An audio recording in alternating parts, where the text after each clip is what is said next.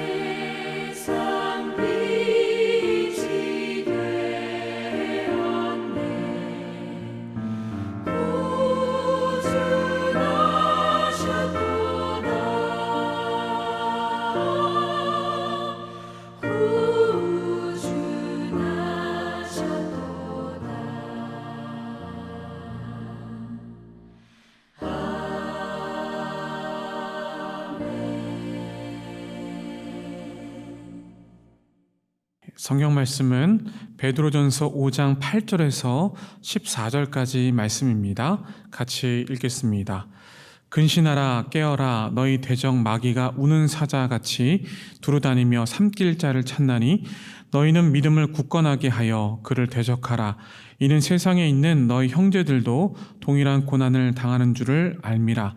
모든 은혜의 하나님 곧 그리스도 안에서 너희를 부르사 자기의 영원한 영광에 들어가게 하신 이가 잠깐 고난을 당한 너희를 친히 온전하게 하시며 굳건하게 하시며 강하게 하시며 털을 견고하게 하시리라. 권능이 셋에 무궁하도록 그에게 있을지어다. 아멘. 내가 신실한 형제로 아는 실로아노로 말미암아 너에게 간단히 써서 권하고 이것이 하나님의 참된 은혜임을 증언하노니 너희는 이 은혜에 굳게 서라. 택하심을 함께 받은 바벨론에 있는 교회가 너희에게 무난하고 내 아들 마가도 그리하느니라. 너희는 사랑의 입맞춤으로 서로 무난하라. 그리스도 안에 있는 너희 모든 이에게 평강이 있을지어다. 아멘. 오늘 설교의 제목은 근신하라 깨어라입니다. 코로나 상황이 더 악화되고 있는 것을 보고 있습니다. 우리 모두가 힘을 내서 함께 기도할 수 있기를 바랍니다. 무엇보다 코로나로 인해서 마음과 물질로 힘들어하는 분들이 많이 계시는데 이 시간을 통해서 우리가 함께 위로하고 또 힘을 낼 수 있는 그런 넉넉함이 우리 가운데 임하기를 간절히 소원합니다. 여러분, 병원에서 무통주사라는 것이 있습니다. 이 무통주사는 외과에서 사용되는 주사인데요. 이 주사는 통증을 없애는 주사가 아니라고 합니다. 이 주사는 통증이 대뇌로 전달되는 이 경로를 차단하는 주사라고 할 수가 있는 것이죠. 뇌가 인식하지 못하게끔 하는 주사가 바로 무통주사다라고 하는 것입니다. 이것을 비유로 한다면 마찬가지로 무통사회, 이 무통사회는 통증이 없는 사회가 아닙니다. 이를테면 약하고 힘든 사람들의 통증이 한 사회를 건강한 사회로 이끄는 길이 차단된다는 것을 말하는 것이죠. 이렇듯 한 사회, 즉 한 공동체의 고통에 대한 태도는 그 공동체의 건강함을 표시하는 지표라고 할 수가 있는 것입니다. 아픈 사람은 아픈 곳을 신경 쓰면서 살아갈 수밖에 없습니다. 예를 들면 허리가 아픈 사람은 허리에 모든 신경이 다 가 있는 것이죠. 한 사회, 한 공동체도 마찬가지입니다. 공동체가 움직이면서 한 가지 방향을 정할 때에 그 공동체의 아픈 곳을 최우선적으로 생각하는 공동체가 건강한 공동체라고 할 수가 있는 것이죠. 이 공동체가 건강하게 회복될 때에 희망이 샘솟듯 솟아날 수가 있는 것입니다. 우리 모두가 건강한 공동체, 그리고 지금 현재 아파하고 있는 그런 영혼들을 우리가 신경 쓰므로 말미암아 건강한 공동체로, 건강한 사회로 우리가 발돋움할 수 있기를 간절히 소원합니다. 먼저 본문 8절에 사도 베드로는 근신하라, 깨어라 라고 말씀하고 있는 것을 볼 수가 있습니다. 근신하라 라고 하는 것은 이 베드로전서 1장 13절에 이미 나와 있는 말씀이기도 합니다. 베드로전서 1장 13절 말씀을 같이 읽겠습니다. 그러므로 너희 마음의 허리를 동이고 근신하여 예수 그리스도께서 나타나실 때에 너에게 가져다 주실 은혜를 온전히 바랄지어다. 아멘. 제가 베드로전서 1장 이 내용을 설교할 때에 이미 이 말씀을 전해드렸습니다. 마음의 허리를 동이다 해서 동이다라는 것은 여행을 하기 위해서 허리띠를 바짝 조이고 준비하는 태세를 가리키고 있습니다. 자, 이것은 출애굽 당시에 이스라엘 백성들이 어린 양 고기를 먹을 때에 허리띠를 동이고 준비하는 자세를 가지고 먹었던 이 사건을 상기하면서 성도는 마음의 허리띠를 졸라매고 나름대로 하나님 앞에 온전히 나갈 수 있는 모습이 있어야 한다는 것을 말씀하고 있는 것이죠. 바로 이것이 근신하라 라고 하는 뜻과 같은 것이라고 할 수가 있습니다. 출애굽 당시 이스라엘 백성들의 마음이 어떠했겠습니까? 가나안 땅으로 가기 위해서는 오직 하나님만을 바라볼 수밖에 없었습니다. 다른 것을 바라보지 않고 오직 하나님께서 우리에게 주시는 그 말씀에 의지해서 한 걸음 한 걸음 나아갈 수밖에 없었던 그들의 심정을 우리는 알 수가 있는 것이죠. 따라서 근신하라 라고 하는 이 뜻은 무엇이냐면 바로 자신을 돌아보면서 하나님을 경외하라, 하나님을 두려워하라, 그리고 하나님의 말씀 가운데 거하고 한 걸음 한 걸음 걸어갈 수 있어야 한다는 이 말씀이 바로 근신하라 라고 하는 뜻이라고 할 수가 있는 것입니다. 그렇다면 깨어라 라고 하는 말씀은 어떠한 뜻일까요? 저는 휴전선, 철책선에서 군대 생활을 했습니다. 흔히들 이곳을 GOP라고 하는데요. 24시간 경계 태세를 취하면서 이렇게 근무하는 그런 곳을 바로 우리가 GOP라고 이야기를 합니다. 자, 그렇다면 왜 경계태세를 이렇게 지녀야 할까요? 그것은 이 북한군이 우리가 긴장을 끈을 놓치게 되면 북한군이 이렇게 쳐들어오는 것을 막기 위해서 경계태세를 갖추고 있는 것이 바로 그러한 의미라고 할 수가 있는 것입니다. 저는 군 시절에 철책선에서 새벽 시간부터 또 저녁부터 새벽까지 정말 경계 태세를 늦추지 않고 열심히 근무를 했던 기억이 생각이 납니다.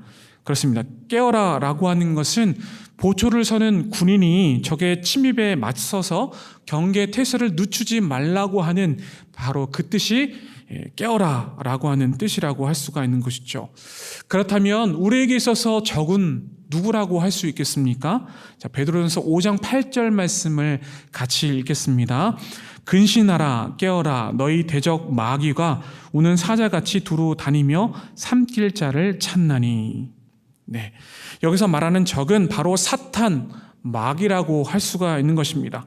마귀가 어떠한 모습으로 이 삼킬 자를 찾고 있습니까? 우는 사자와 같이, 포효하는 사자와 같이 삼킬 자를 찾고 있다라고 하는 것을 볼 수가 있습니다. 자, 여기서 베드로는 사탄에게 삼킴을 당한 경험이 있었습니다. 그 경험이 무엇입니까?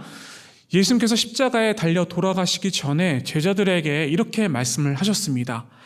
모두 다 양떼와 같이 다 흩어질 것이다 라고 말씀을 하셨습니다. 이 말씀을 들은 베드로는 주님 앞에 항변했습니다.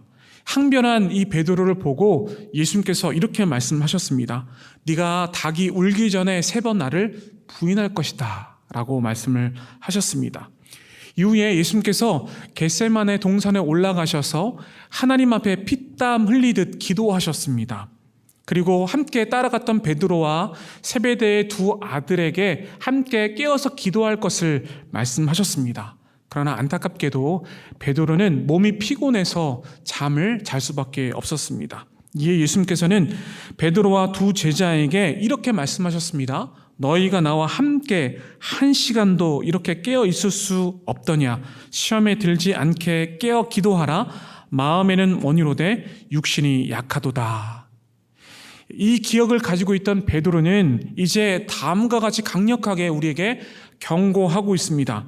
근신하라 깨어라 너희 대적 마귀가 우는 사자와 같이 두루 다니며 삼킬 자를 찾을 것이다 라고 강력하게 경고하고 있는 것이죠. 자, 그렇다면 사탄은 누구를 공격하겠습니까? 실제로 사자는 자신보다 힘이 센 동물을 공격하지 않는다고 합니다. 이를테면 사자는 먹는 것에 정신이 팔려있는 동물이나 무리에 빠져나와서 홀로 있는 동물 혹은 약하거나 병에 들어있는 동물을 공격해서 사냥한다고 합니다. 이 사탄이 우는 사자와 같이 삼킬 자를 찾고 있다는 것은 진실한 신앙을 가져야 함에도 불구하고 하나님 앞에 집중하지 못하고 또 다른 것에 정신이 팔려서 하나님 앞에 온전히 나가지 못하는, 그리고 공동체에서 빠져나와서 혼자 자신만의 길을 걸어가고 있는, 또한 영적으로 약해 있으며 성령의 충만함을 경험하지 못하는 사람에게 공격해서 그를 유혹한다라고 하는 것이 바로 이 말씀인 것입니다. 우리는 육신을 가지고 있는 영혼이기 때문에 주기적으로 반복적으로 죄를 짓고 있습니다. 죄의 여러 가지 종류가 있습니다만 우리에게 있어서 죄는 한 가지나 2가지가 우리에게 찾아와서 우리를 괴롭히고 우리가 죄를 짓게 만드는 그러한 역할을 하고 있는 것이죠. 그런데 여기서 중요한 것은 사탄의 유혹에 넘어가지 않기 위해서는 우리가 항상 근신하고 깨어 있어야 한다는 말씀인 것입니다. 항상 깨어서 근신하라라고 하는 이 말씀의 의미는 무엇이냐면 하나님의 말씀을 듣는 것입니다. 하나님의 말씀을 듣고 그 가운데 청종하면서 하나님의 말씀에 순종하는 것이 중요하다라고 하는 것이 근신하라 깨어라라고 하는 말씀의 의미인 것이죠. 더 나아가 기도에 힘쓰는 것입니다. 베드로는 예수님께서 겟세마네 동산에서 기도하실 때에 깨어서 기도하지 못했습니다. 하나님 앞에 온전히 기도하지 못했던 베드로의 모습을 볼 수가 있죠.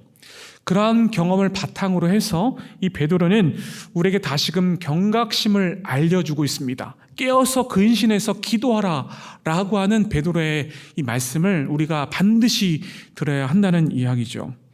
그렇다면 우리는 어떻게 기도해야 하겠습니까? 하나님 앞에 하나님의 말씀에 의해서 기도할 수 있어야 한다는 이야기입니다. 자신의 만족과 자신의 탐욕에 의한 기도를 하는 것이 아니라 하나님의 말씀에 기초한 그러한 기도를 할 수 있어야 한다는 것을 말씀해 주고 있는 것이죠. 예수님께서 우리에게 마태복음 6장 33절에 이렇게 말씀을 하셨습니다. 너희는 먼저 그의 나라와 그의 의를 구하라. 그리하면 이 모든 것을 너희에게 더하시리라 라고 말씀하셨습니다. 그렇습니다. 우리가 먼저 기도해야 될 이 제목은 무엇이냐면 우리의 탐욕과 만족을 위해서 기도하는 것이 아니라 먼저 기도해야 될 것은 무엇이냐면 하나님의 나라와 하나님의 의를 구하는 기도를 반드시 해야 한다는 것을 말씀해 주고 있는 것이죠. 따라서 우리는 주님 앞에 정결하고 흠이 없고 거룩한 삶을 살기 위해서는 하나님의 나라의 그 의를 구하는 것이 중요하다라고 하는 것을 우리가 알고 반드시 먼저 기도해야 될 것은 무엇이냐면 하나님의 의를 구하는 것, 하나님의 나라를 온전히 바라보는 것이 중요하다라고 하는 것을 깨달아야 한다는 이야기죠. 그러한 자세를 가지고 기도하는 우리에게 주님은 고난 가운데서 온전하게 하시고 강하게 하시고 또 털을 견고하게 하신다, 굳건하게 하신다라고 말씀해 주고 계십니다. 자, 베드로전서 5장 10절 말씀을 같이 함께 읽겠습니다. 모든 은혜의 하나님 곧 그리스도 안에서 너희를 부르사 자기의 영원한 영광에 들어가게 하신 이가 잠깐 고난을 당한 너희를 친히 온전하게 하시며 굳건하게 하시며 강하게 하시며 털을 견고하게 하시리라. 아멘. 자, 우리는 지금 코로나 바이러스로 인해서 큰 고난을 겪고 있습니다. 이러한 우리에게 주님은 필히 약속해 주십니다. 어떤 약속을 해 주십니까? 여기 말씀에 나와 있는 것처럼 우리를 온전하게 하시고 견고하게 하시고 굳건하게 하시고 강하게 하신다라고 하는 말씀을 해 주고 계시는 것이죠. 아울러서 털을 마련해 주시고 그 터 가운데서 우리를 더욱더 힘내게 하신다라고 하는 것을 이야기하고 있습니다. 여기 여러 단어들이 나와 있습니다. 굳건하게 하신다, 온전하게 하신다, 털을 마련해 주셔서 우리를 강하게 하신다, 이런 말씀이 나와 있지만 이 모든 단어는 다 다르지만 같은 뜻을 이야기하고 있는 것이죠. 여기서 온전하다라고 하는 이 말씀의 뜻은 무엇이냐면 찢어진 그물을 깁는 것처럼 우리의 모든 상처와 아픔을 다 싸매주시고 우리를 굳건하게 하시고 강하게 하시는 분명한 하나님의 온전하심이 있다는 것을 말씀해 주고 있는 것이죠. 우리에게 이렇게 약속해 주고 있는 것입니다. 그렇습니다. 주님은 우리를 온전하게 하시기 위해서 먼저 근신하고 깨어 있으라고 말씀하고 있습니다. 그리고 기도하는 가운데 우리의 만족과 탐욕을 위해서 기도하는 것이 아니라 하나님의 나라와 하나님의 의를 위해서 기도하라고 하시는 하나님의 분명한 말씀을 들을 수 있어야 할 것입니다. 분명한 것은 우리가 대적 마귀와 싸울 때에 우리를 홀로 있게 하시지 않고 하나님께서 우리와 함께 하심으로 말미암아 분명하게 싸우신다라고 하는 것을 우리에게 약속해 주신다는 이야기죠. 더 나아가 우리의 상처와 아픔을 싸매주시고 치유하시는 하나님의 모습을 볼 수가 있는 것입니다. 그리고 이제 주님께서는 우리에게 참된 은혜 안에서 굳게 설 것을 다시금 강조하고 계십니다. 비록 지금 힘든 일이 있고 어려움 속에 좌절할 수 있지만 그럼에도 불구하고 우리에게 용기를 주셔서 다시금 견고하게 서게 하실 것을 약속해 주십니다. 무엇보다 우리를 견고하게 하시는 힘이 무엇이냐? 그것은 바로 참된 은혜다라고 하시는 그런 말씀을 해주고 계시는데요. 베드로전서 5장 12절 말씀을 함께 읽겠습니다. 내가 신실한 형제로 아는 실로 안으로 말미암아 너희에게 간단히 써서 권하고 이것이 하나님의 참된 은혜임을 증언하노니 너희는 이 은혜에 굳게 서라. 아멘. 그렇습니다. 주님은 우리에게 참된 은혜 가운데에 굳게 설 것을 말씀하십니다. 이 참된 은혜가 무엇입니까? 그것은 연약하고 부족한 우리를 그리스도 예수의 피로 정결하게 하시고 성결하게 하시며 무엇보다 하나님의 영광 가운데 거하게 하시는 실로 한량없는 갚을 수 없는 참된 사랑이라고 할 수가 있는 것입니다. 그 은혜에 힘입어서 우리는 반드시 굳게 설 수 있다는 이야기죠.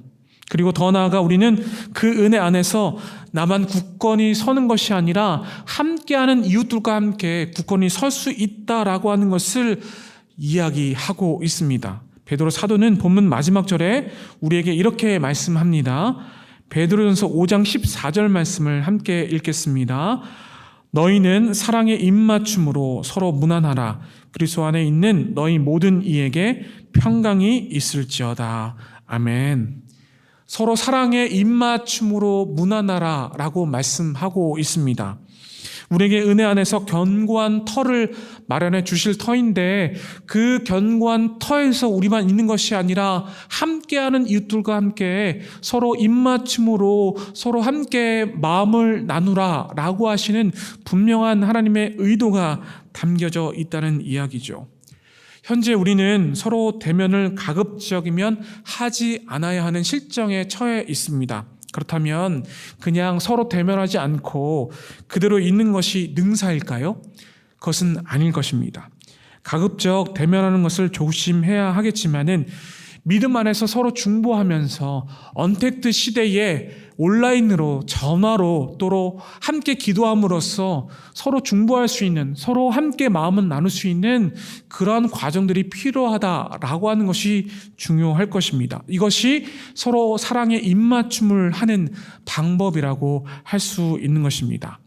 사랑하는 여러분, 오늘 주님께서 말씀하신 것처럼 우리는 근신하고 깨어 있어야 할 것입니다.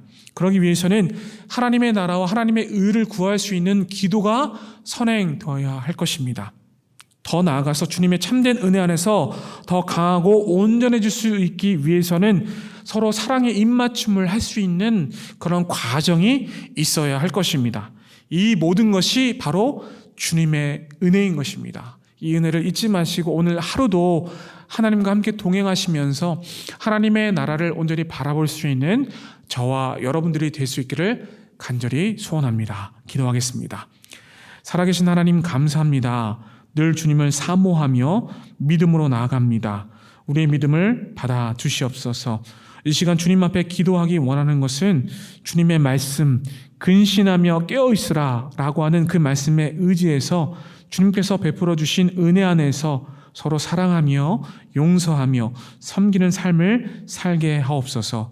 주님께 모든 것들을 맡기오며 예수 그리스도의 이름으로 기도하옵나이다. 아멘. 주여 3번 외치시고 함께 기도하겠습니다. 주여, 주여, 주여.